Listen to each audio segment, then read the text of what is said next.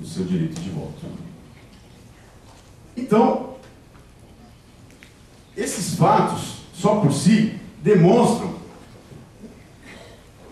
a dificuldade do Brasil em produzir essa inclusão. E isso faz com que nós possamos pensar que aqui no Brasil, ao contrário de outras sociedades, a inclusão foi um fenômeno tardio, ou é um fenômeno tardio, como é a concretização de um projeto de modernidade. Algumas ideias escritas em livros específicos exemplificam isso que eu quero dizer. São elas. Primeiro, ideias fora do lugar. Grande intelectual paulista, Roberto Schwartz, ao escrever sobre Machado de Assis, aliás, um título bastante interessante do seu livro, Ao Vencedor as Batatas, ele defende essa ideia, de que as ideias de direitos individuais, de direitos políticos, que vicejavam nas sociedades liberais, aqui foram positivadas, tendo como base econômica o regime da escravidão. Essa é uma primeira ideia. Segunda ideia, modernização conservadora. O Brasil conseguiu se modernizar, mantendo intactas as suas estruturas hierárquicas, autoritárias e patrimoniais, e, portanto, excludentes, que não incluem. Terceira ideia, o cativo, o escravo, se torna excluído e o índio se torna caboclo. Eufemismos perversos para mascararem uma realidade que não foi tratada pelo Estado brasileiro desde 1898. E, por fim, duas últimas expressões bastante esclarecedoras da nossa história constitucional, que diz respeito à inclusão. Cornucópia constituinte, a existência dessa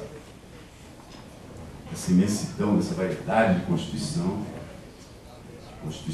e cinismo constitucional. Refletido, por exemplo, no dispositivo da Constituição de 1977, que trazia ou positivava às avessas o Instituto do Referendo Legislativo, Referé Legislatif, da Revolução Francesa, submetendo ao Congresso decisões proferidas pelo Poder Judiciário. Então, essa história constitucional brasileira, ela demonstra que, além da criação desses prodígios, a inclusão anda de mãos dadas com a exclusão.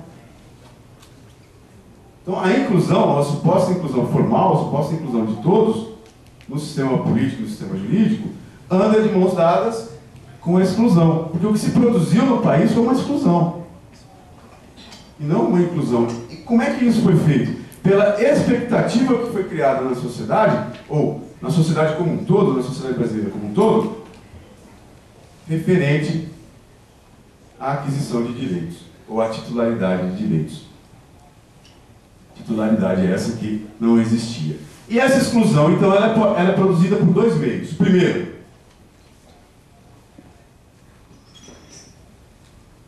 pela não positivação pelo sistema político da norma jurídica respectiva, e há vários exemplos disso.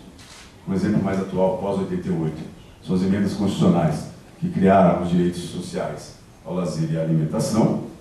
E segundo, pelo não reconhecimento pelo sistema jurídico de direitos já positivados. Quando o sistema jurídico não consegue adjudicar, não consegue deferir, não consegue reconhecer direitos que já estão positivados a determinados grupos sociais.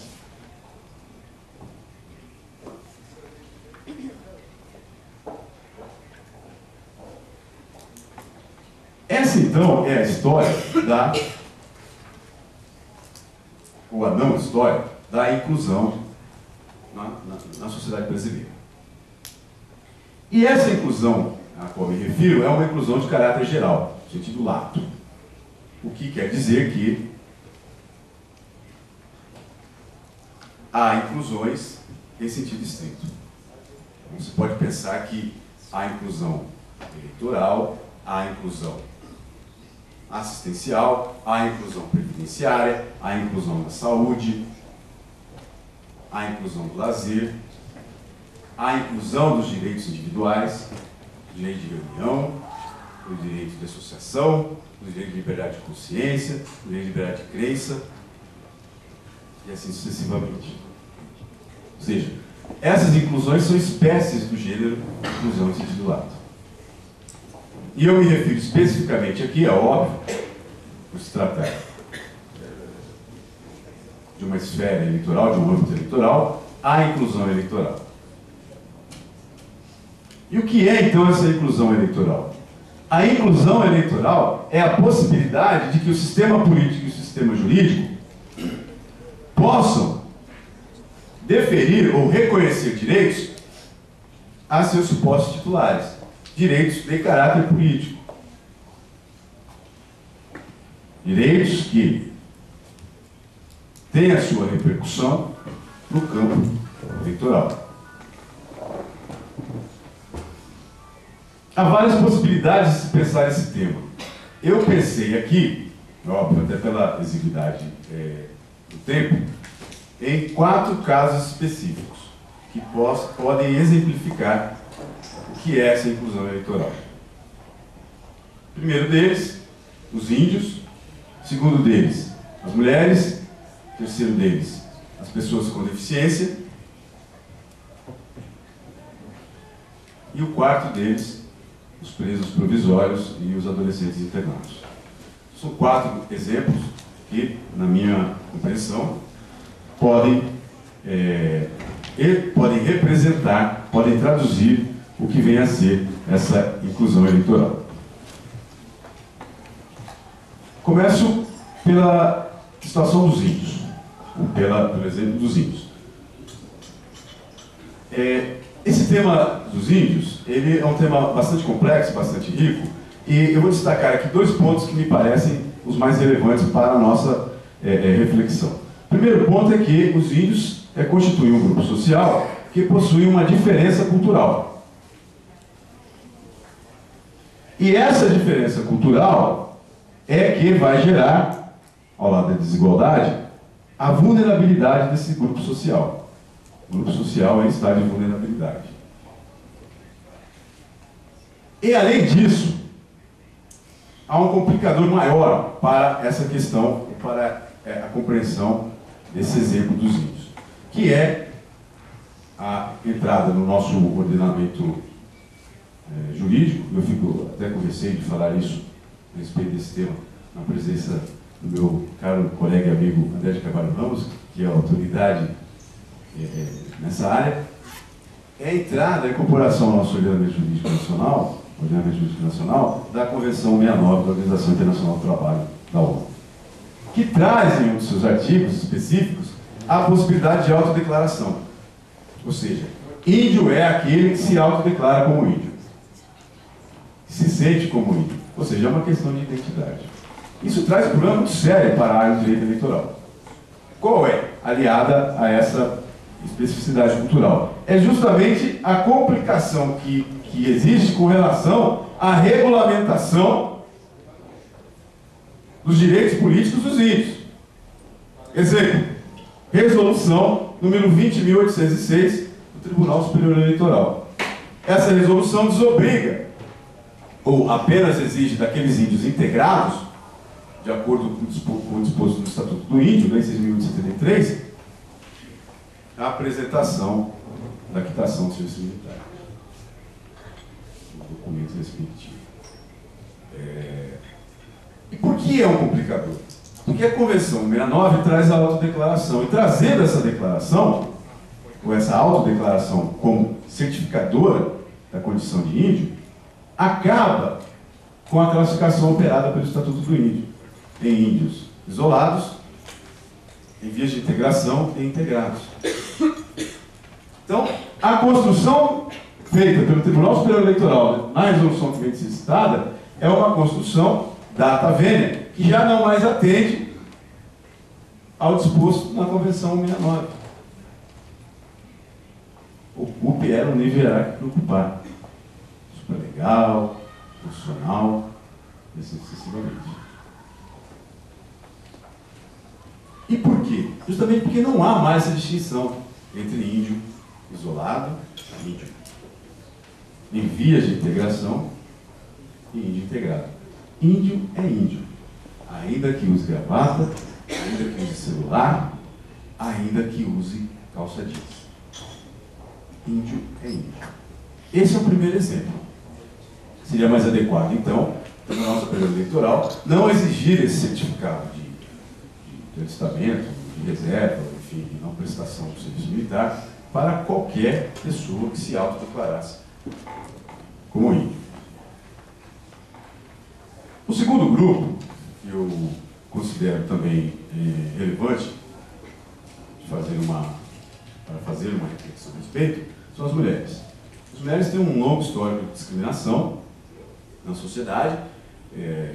Não se deve confundir aqui minorias no sentido demográfico. O professor perguntava para mim, como é que você defende que as mulheres são minorias se no Brasil elas são uma população maior que os homens? Não é esse critério demográfico que orienta a caracterização de uma minoria. Caracteriza o grupo minoritário o fato desse grupo ser sócio minoritário no projeto político da nação. Participação do próprio poder político, na partilha desse poder político. E as mulheres constituem esse grupo que, na minha concepção, devem ser ainda incluídas. Há um déficit social histórico, me refiro ao Estado brasileiro, com relação a esse grupo. E já há exemplos nesse sentido. Por exemplo, eu cito aqui verbo e graça, tanto a lei dos partidos políticos quanto a lei das eleições, lei 9.096 de 95 e a lei 9.504 de 97, que trazem dispositivos que são representativos de verdadeiras políticas de ação afirmativa com relação às mulheres, ou com relação à inclusão das mulheres na política. Além disso, a resolução do Tribunal Superior Eleitoral número 23.373 e a recomendação de atuação número 2 de 2012 da Procuradoria Regional Eleitoral do Estado de São Paulo, no sentido de municiar alertar os promotores eleitorais a respeito do cumprimento, especificamente pelos partidos políticos, das cotas femininas. Esse grupo, então, também é, na minha concepção, um grupo que representa essa ideia de inclusão eleitoral, tanto pelo sistema político quanto pelo sistema jurídico. O terceiro grupo é representado pelas pessoas com deficiência. E essa redação, essa forma de falar, já é oriunda também da Convenção da ONU sobre os direitos das pessoas portadoras de deficiência, ou das pessoas com deficiência. E ela foi incorporada no nosso ordenamento jurídico, já com obediência ao rito do parágrafo 3º do artigo 5º da Constituição, e, portanto, já tem status de emenda constitucional. E as pessoas com deficiência, elas encontram obstáculos de acessibilidade referentemente ao exercício dos seus direitos políticos. E elas necessitam, para tanto, de medidas de adaptação razoável e de desenho universal, de acordo com o que é positivado no texto internacional já incorporado ao nosso ordenamento jurídico. Essa inclusão eleitoral, a inclusão eleitoral das pessoas com deficiência, ela é tratada tanto pela resolução 23.372 do Tribunal Superior Eleitoral e pelas recomendações de atuação número 1 e número 3 de 2012 da Procuradoria Regional Eleitoral do Estado de São Paulo. Recomendações essas que demonstram a preocupação e a vigilância com que a Procuradoria Regional Eleitoral de São Paulo trata dessas questões.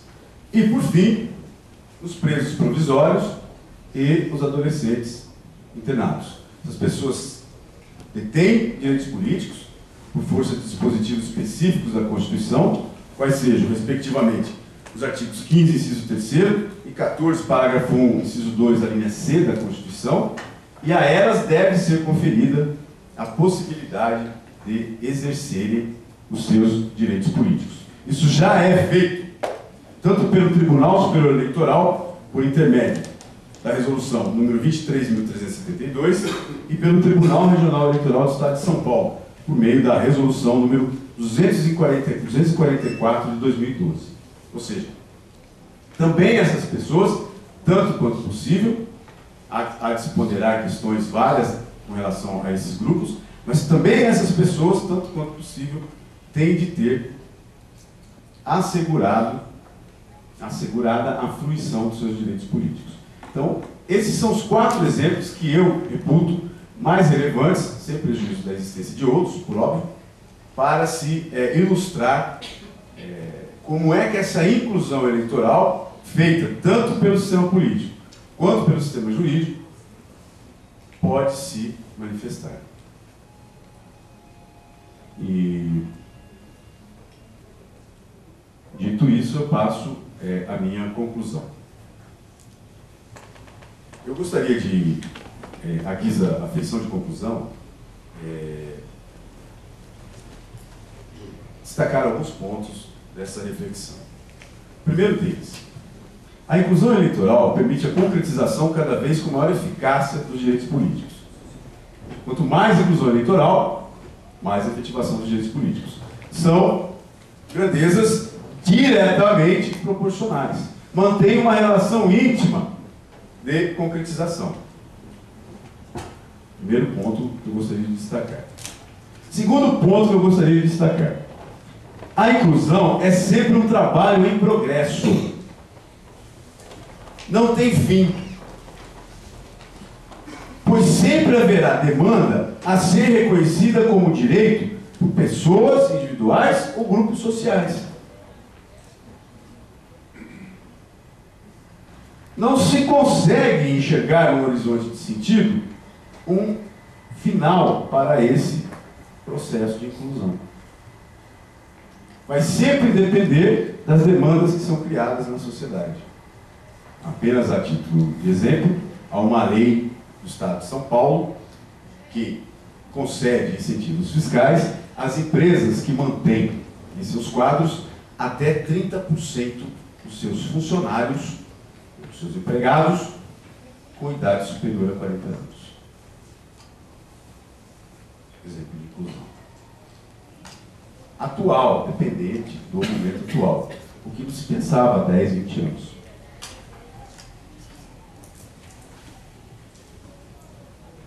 Quarto ponto.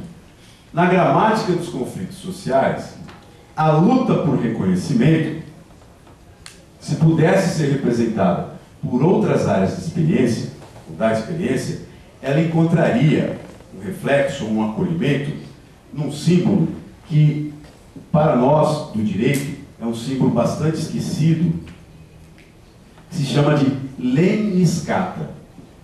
É um símbolo criado por Jacob Bernoulli em 1694. Foi o primeiro matemático que tratou do cálculo infinitesimal. Cálculo de infinito. É o famoso 8 deitado.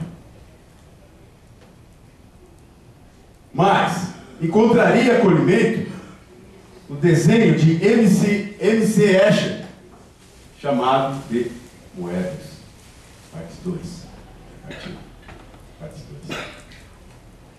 Encontraria acolhimento na escultura de Susumu Ikegami, chamada de Stone Without Limits. E a literatura não poderia faltar. E Jorge Luiz Borges, no seu livro A Biblioteca de Babel. Todos esses símbolos, ou todas essas experiências artísticas, matemáticas, e a matemática é lúdica também, acolhem ou podem representar essa luta por reconhecimento de direitos de grupos vulneráveis e desiguais na gramática atual dos conflitos sociais. E eu finalizo com uma última reflexão. Talvez o ideal de uma sociedade livre, justa e solidária esteja lá mesmo no infinito. E se é correto afirmar que não existem palavras suficientes para descrever a realidade, digo eu que, na sociedade moderna, não há direitos suficientes para dar conta das carências e interesses dos indivíduos e dos grupos sociais. Muito obrigado.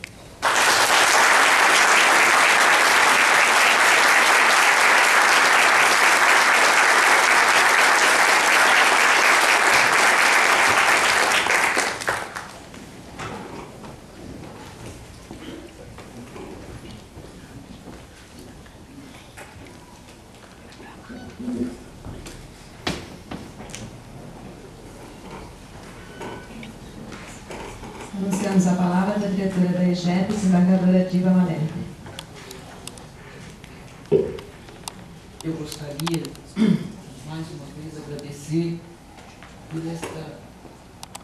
nosso procurador Paulo Tadeu por ter nos brindado com esta excelente palestra. Saio aqui com diversas provocações. Aceitei algumas delas e sairei com algumas delas por aí. E até pensaria, doutor Paulo Tadeu, eu como juíza federal, constato, como qualquer outro juiz federal, constatamos que há diversas pessoas, especialmente no Nordeste, que vivem sem qualquer identidade, que elas não têm sequer a certidão de nascimento.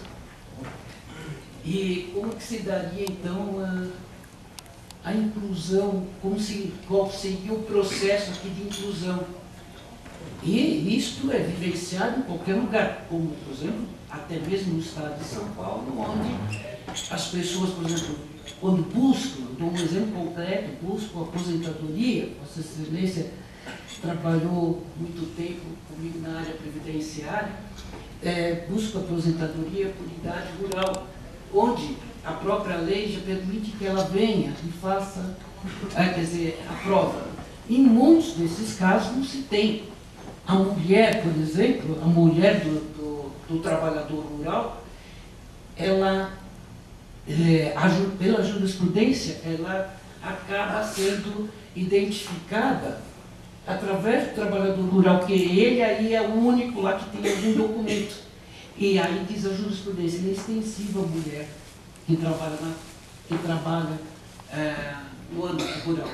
Enfim, Vossa Excelência nos brindou com uma brilhante palestra, e eu saio daqui com diversas das suas provocações, como tenho certeza que todos nós que gostamos muito e agradecemos, portanto, essa palestra. Agradeço ainda a presença de cada um aqui, que com a sua presença nos prestigiou e tornou este evento da nossa escola uma realização. E esperando ainda sempre a oportunidade de outros encontros ricos como esse. Eu aqui da minha parte, eu desejo a todos, portanto, uma boa noite e o meu muito obrigado pela presença de todos. Devolvo a palavra para o nosso presidente. Então, em nome da escola, aqui representado pela sua diretora, desembargadora Diva Malemi, em nome do tribunal, eu agradeço a presença dos procuradores regionais, doutor André Carvalho Ramos, doutor Paulo Tadeu, agradeço também a presença de todos aqui no plenário e declaro encerrado o evento. Muito obrigado.